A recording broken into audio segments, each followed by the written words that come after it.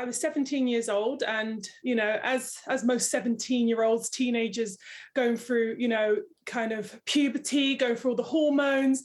I also was a very strong minded, very opinionated, let's say feisty. My mum used to say mouthy teenager, but that was because for me, I was very passionate about what I wanted to do as an Olympian, but that caused a little bit of conflict with my mum often. And, you know, one day we had a massive, you know, argument, and I just didn't want to deal with it anymore. So I packed a bag and I left, and it was a very stark reality out there. Where did you go, and how long were you homeless for?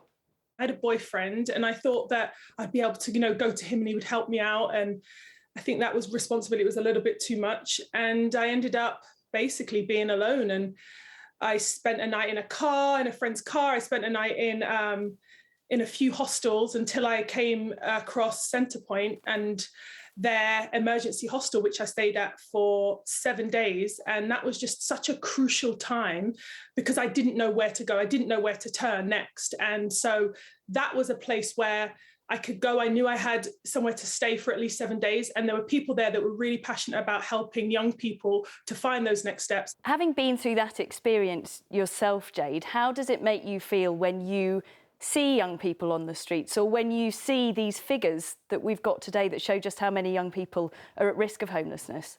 Over 29,000 young people are going to be homeless this winter alone, you know, and it's 25 years since I was homeless, and things are not getting any better. You know, we're at a 5-year high. Obviously, a lot of that's due to the pandemic and the struggles that people are going through.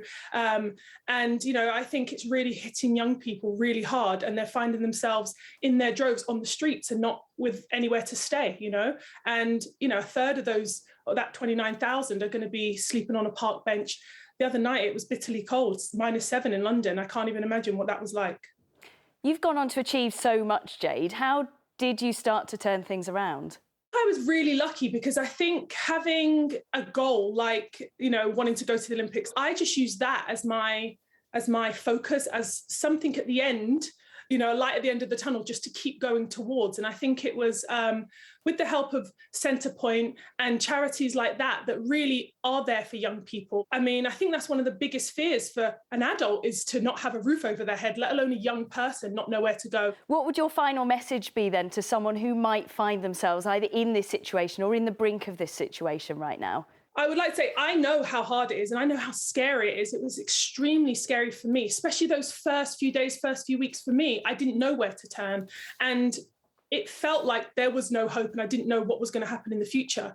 But I went on in a few years to go and compete for my country, and I think I was ranked like #2 in the world as a junior a few years later. So what I want them to know is it gets better, right? And it's a lived experience. You get so much from it, and I just can't wait to see them go on and, you know, really achieve all the things that they can achieve.